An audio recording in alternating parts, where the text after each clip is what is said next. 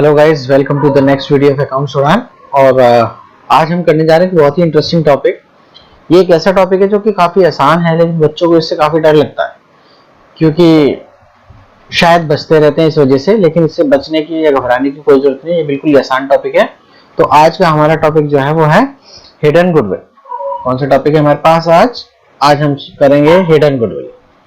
ये एग्जाम में जब भी आया है तो बच्चे अराउंड 60% से ज्यादा बच्चे उसको गलत करके आए हैं। लेकिन आज हम सीखेंगे कि हिडन गुडविल का केस होता क्या है।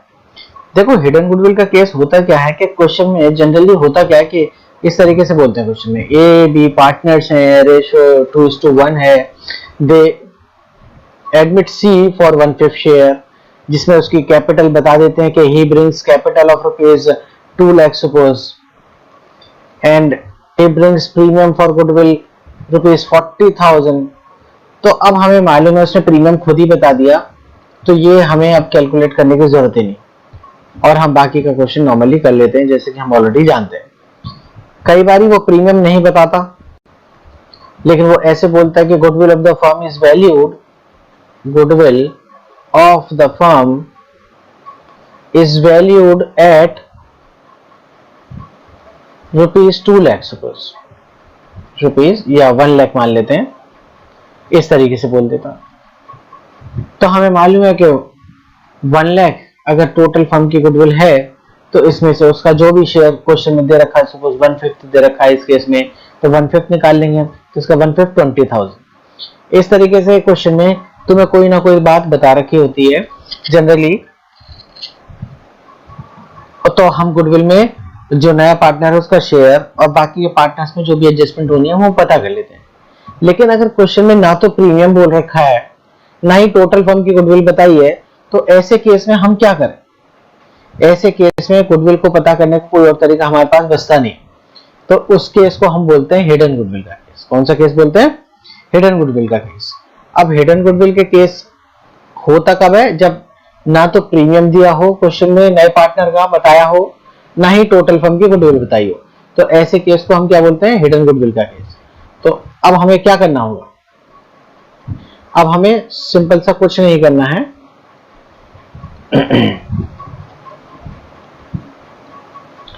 उस केस में हमें 3 स्टेप फॉलो करने, जिसको हम ऐसे बोल सकते हैं कि हमारा पहला जो होगा वो स्टेप 1। स्टेप 1 में हमें क्या कैलकुलेट करना, क्या करना क्या है? देखो, स्टेप 1 में हमें निकालना होता है capital value of the firm on the basis of new partners capital, on the basis of new partners capital. ये बिल्कुल ही सिंपल सा फंडा है। इस कैपिटल वैल्यू को हम एक और नाम से जानते हैं। हम इसको क्वेश्चन में क्या बोल सकते हैं? हम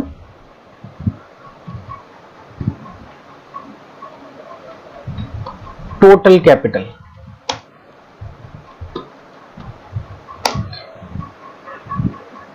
लेकिन इसमें एक क्वेश्चन है कि टोटल कैपिटल कौन सी? ये वो कैपिटल है जो होनी चाहिए, एक्चुअल कैपिटल नहीं है ये total capital of the firm which should be on the basis of new partners capital. तो ये हम कैलकुलेट कैसे करते हैं?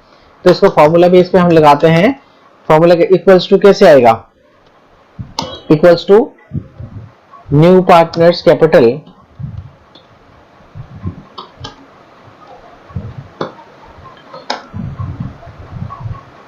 और मल्टीप्लाई, किससे मल्टीप्लाई करना है? विद द रेसिप्रोकल ऑफ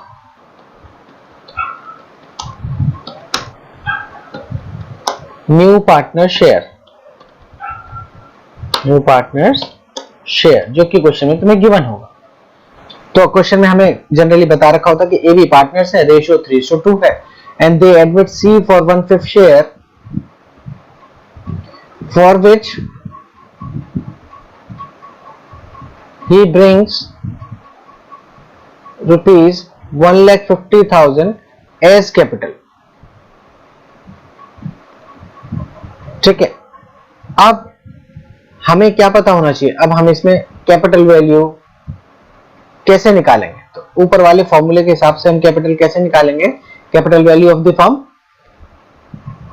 कितनी कैपिटल लेके आया वो 1,50,000 इंटू उसका शेयर कितना है 1/5, तो इसका रेसिप्रोकल क्या हो 5/1, यानी डायरेक्टली हम 5 से मल्टीप्लाई करते हैं तो टोटल फर्म की कैपिटल कितनी होनी चाहिए 7,50,000 should be the new firms capital, यानी कि this is the capital value of the firm. अब क्वेश्चन आता है कि भाई कैपिटल वैल्यू हमने निकाल ली, अब क्या करना आगे, तो अब हमें ज्यादा कुछ नहीं करना है, अब हमें नेक्स्ट स्टेप पे चलना है। और नेक्स्ट स्टेप हमारे पास क्या आएगा, नेक्स्ट स्टेप आता है स्टेप नंबर 2, जो कि क्या होगा, स्टेप नंबर 2। स्टेप नंबर 2 में हमें करना क्या है, we have to calculate net worth. याद है हम गुडविल के वैल्यूएशन वाले टॉपिक में भी हम कर चुके हैं नेटवर्थ, इसी को नेटवर्थ भी बोल सकते हैं, इसको नेट एसेट्स के नाम से भी बोल सकते हैं, इसको एक और नाम से हम बोल सकते हैं एक्चुअल टोटल कैपिटल एम्प्लॉयड। तो इसको हम कैसे निकाल सकते हैं भाई, इसका सिंपल सा फंडा हमारे पास, ये इक्वल्स टू होगा हमारे ये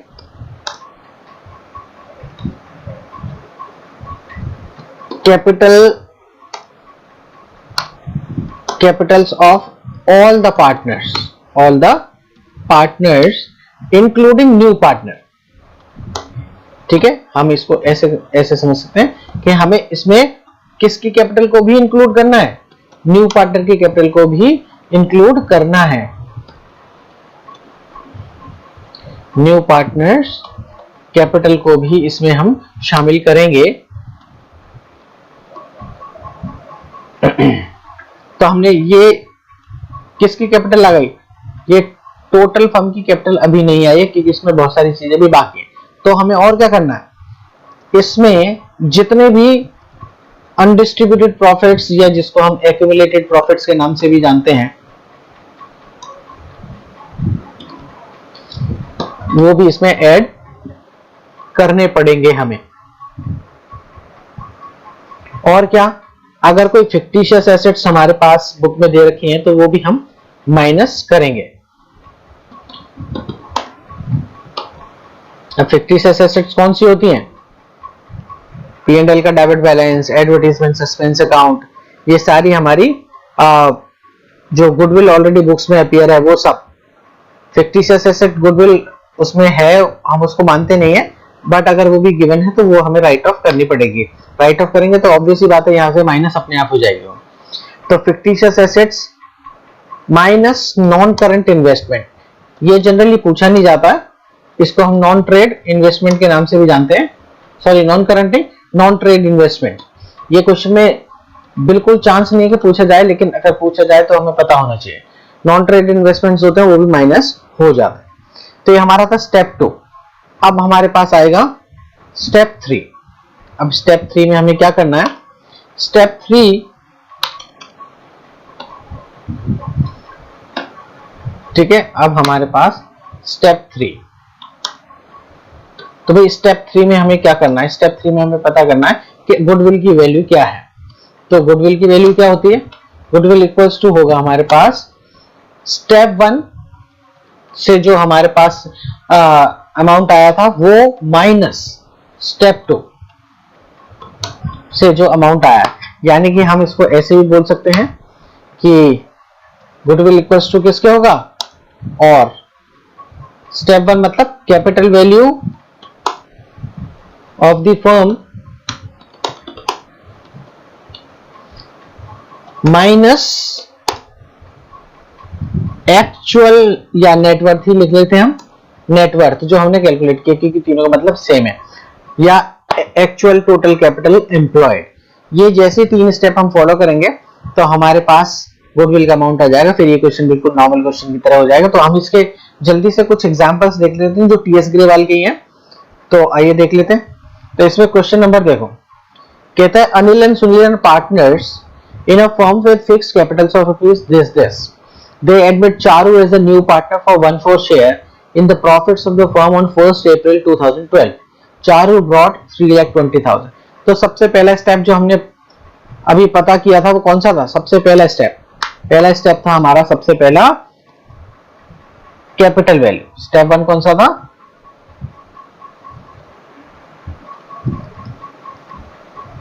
सबसे पहला स्टेप था स्टेप 1, सबसे पहले हम निकालेंगे capital value of the firm. तो कैपिटल वैल्यू कैसे निकालते हैं? वो हमने बताया था, new partners capital into reciprocal of his share, into reciprocal of his share. तो हम इस केस में कैसे पता करें? न्यू पार्टनर की कैपिटल कौन सी है? 3,20,000 इनटू कितने शेयर के लिए आया? वो 1/4 शेयर के लिए आया था, तो 1/4 का रेसिप्रोकल बताया। तो रेसिप्रोकल क्या होता है हमारे पास? 4/1, यानी 4 से सीधा मल्टीप्लाई कर दें तो हमारे पास कितना हो जाएगा? 12,80,000 हमारी capital value of the firm आ जाएगी। स्टेप 2 में हमने देखा कि हम नेटवर्थ पता करेंगे या actual total capital. Actual total capital, अब एक्चुअल कैपिटल में मैंने क्या बताया कि Capitals of all the partners including new partner. तो हमारे ओल्ड पार्टनर की कैपिटल कितनी है? 3,20,000 प्लस में 2,40,000 प्लस में न्यू पार्टनर की कैपिटल भी इंक्लूड करनी है हमें 3,20,000। तो इनका टोटल जब हम करेंगे तो ये कितना आ रहा है? ये आ रहा है हमारे पास 8,80,000। 8,80,000 के बाद मैंने तुम्हें क्या बोला कि स्टेप नंबर 3 जिसमें हमें क्या पता करना है? गुडविल। स्टेप नंबर 3 में हमें क्या पता करना था? गुडविल। तो गुडविल के लिए मैंने क्या बताया? Step number 1 minus step number 2। Step number 1 की वैल्यू कितनी आ रही है? 12,80,000 माइनस स्टेप नंबर 2 के हिसाब से वैल्यू आ रही है 8,80,000। तो टोटल फर्म की गुडविल कितनी हुई? 4 लाख। यही हमारा आंसर है। अब वो बोलता है प्रीमियम लेकर आ रहा है तो 4 लाख का जो भी उसका हिस्सा बनता है 1/4 यानी कि 1 लाख रुपए वो लेकर आएगा। वो कहता नहीं लेकर आ रहा है तो उसका करंट अकाउंट के थ्रू एडजस्टमेंट करेंगे। अब ये बिल्कुल नॉर्मल क्वेश्चन हो गया, जैसा कि हम गुडविल के सारे केसेस में कर चुके हैं। अब इस क्वेश्चन को देखते हैं हम। इस क्वेश्चन में भी हम वही फॉलो करेंगे, बिल्कुल सिंपल सा है। सबसे पहला स्टेप क्या निकाला? Capital value. Capital value of the firm कितनी? न्यू पार्टनर का शेयर, न्यू पार्टनर का शेयर है 70,000। कितना है? 70,000 इनटू उसका शेयर 4/1 का मतलब 1/4 का रेसिप्रोकल यानी 4/1, यानी टोटल फर्म की कैपिटल वैल्यू हमारी आई 2,80,000। स्टेप 2 एक्चुअल टोटल कैपिटल कितनी आई? Actual total capital equals to आ जाती है हमारी सारे पार्टनर्स की कैपिटल इंक्लूडिंग न्यू। तो 60,000 प्लस में 1,20,000 प्लस में वो लेकर आया 70,000, इनका टोटल करते हैं तो हम हो रही है ये 60, 180 and 250। 250 is the actual total capital. तो थर्ड स्टेप हमारा आता है गुडविल। गुडविल आता है step number 1 minus step number 2, यानी 280 माइनस 2,50,000 हमारी गुडविल की वैल्यू आ गई 30,000। ध्यान रख लेना ये नए पार्टनर का शेयर नहीं है, ये टोटल फर्म की गुडविल आ रही है। ठीक है, अब इस क्वेश्चन में देखते हैं। कहता है XY पार्टनर्स हैं with capitals of 50,000 each. Z को एडमिट किया for 1/4 share in the profits of the firm. Z brings 80,000 as capital और कहता है profit and loss account book में दिखा रहा है credit balance of 40,000। Credit balance of 40,000।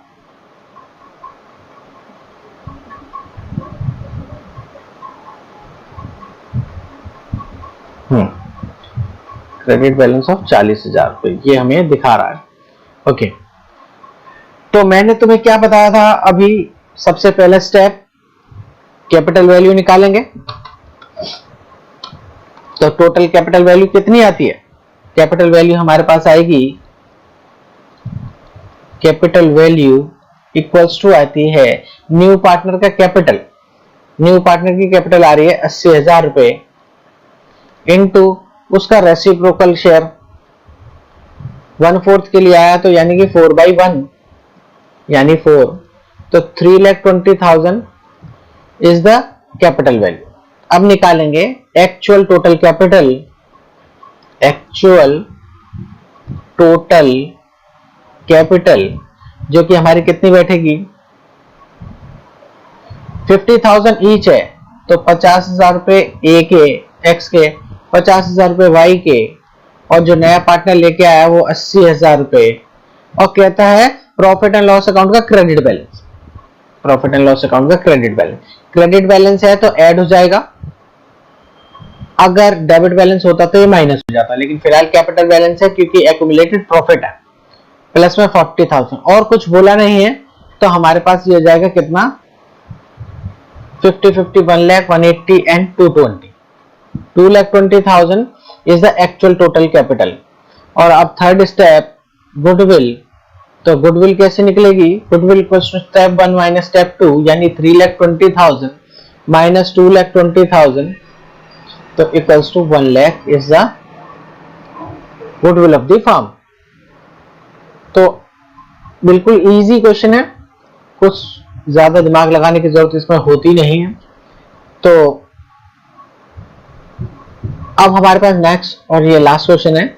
TS Grewal के मैंने ऑलमोस्ट सारे क्वेश्चन कवर करने की कोशिश की जो कि पेपर में आ सकते हैं।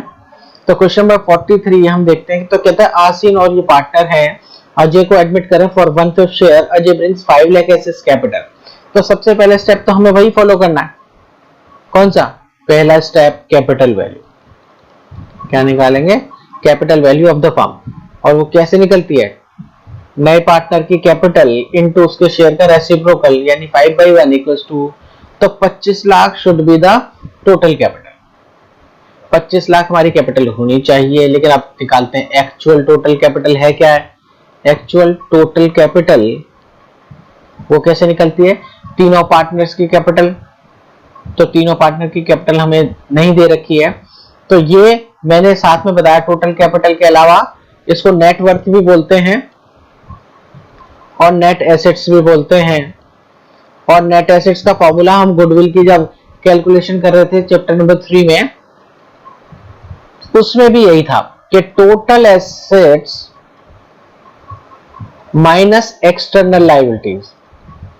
तुम लोगों को याद होगा, नहीं है याद तो एक बार वापस जाके देख लेना, वीडियो में मैंने बता भी रखा है। तो ये कितना निकलेगा, टोटल एसेट्स उसने बोला है कि 15 लाख,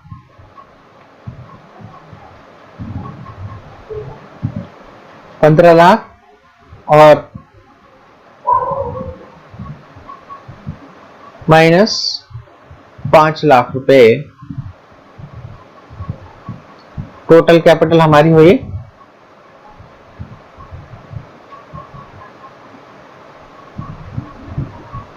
10 लाख रुपए।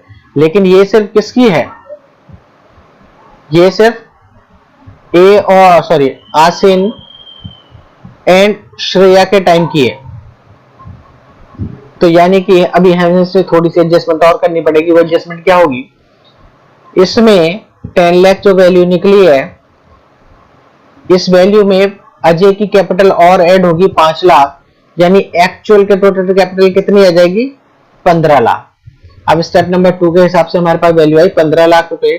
और गुडविल का फॉर्मूला क्या है, goodwill equals to step number 1 25 lakh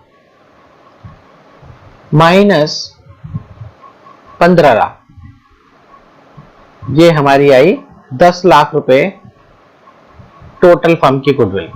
उसमें से 1/5 शेयर अजय लाएगा या नहीं लाएगा ये क्वेश्चन में डिपेंड करता है। उसने बोला value of the firm this, liabilities this, और कुछ बोला नहीं है कि अजय ब्रिंग्स कैपिटल के लेकर आ रहे, यानी कि गुडविल लेकर नहीं आ रहा। तो अब मैं तुमको इस चीज में बता दूं एक चीज और जो कि इंपॉर्टेंट है, समझ लो। स्टेप नंबर 1 तो इजीली निकल जाता है। जब हम एक्चुअल टोटल कैपिटल निकालते हैं तो उसको एक बार मैं दोबारा यहां समझा रहा हूं। एक्चुअल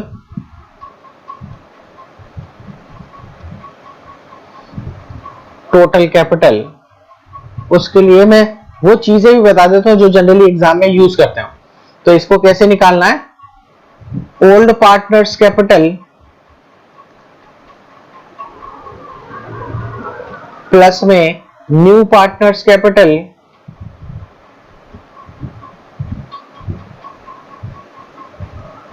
प्लस में जनरल रिजर्व या कभी कभी सिर्फ रिजर्व भी बोल सकता है। तो इनमें से कोई सी भी चीजें हो सकती है, नहीं भी हो सकती है। प्लस में एडजस्टमेंट में हमारे जितने भी रिजर्व होते हैं वो प्लस में, और क्या हो सकता है, रिवैल्यूएशन का प्रॉफिट हुआ तो लॉस मतलब ऐड हो जाएगा रिवैल्यूएशन प्रॉफिट। और अगर प्रॉफिट एंड लॉस अकाउंट का डेबिट क्रेडिट बैलेंस है तो वो भी प्लस हो जाएगा। माइनस क्या होगा, अगर रिवैल्यूएशन का लॉस आ जाए, रिवैल्यूएशन का लॉस आ जाए। और क्या हो जाएगा minus, profit and loss account का डेबिट बैलेंस अगर क्वेश्चन में गिवन है तो माइनस हो जाएगा। और क्या माइनस हो सकता है, एक एडवर्टीजमेंट सस्पेंस अकाउंट के नाम से भी चीज होती है, वो भी यहां माइनस करनी पड़ेगी हमें। ठीक है, ये चीजें जनरली तुमसे यूज करेगा, तो इस फॉर्मूले को याद रखना, इसमें से ही 99.9% इसमें से ही पूछ लेगा। तो गाइस ये था हमारा हिडन गुडविल का टॉपिक जो आज हमने किया। इसके क्वेश्चन भी करके देख लिए और मेरे ख्याल से अब कोई दिक्कत होनी नहीं चाहिए। तुम लोग टीएस ग्रेवाल के या डीके गोयल के क्वेश्चन सॉल्व करने की कोशिश करना। अगर तुम्हें कोई दिक्कत आती है तो आई एम ऑलवेज देयर, तुम मुझसे कभी भी पूछ सकते हो कमेंट करके। ठीक है guys, okay, thank you very much for watching the video and being with me. Okay guys, bye, see you, take care, thank you.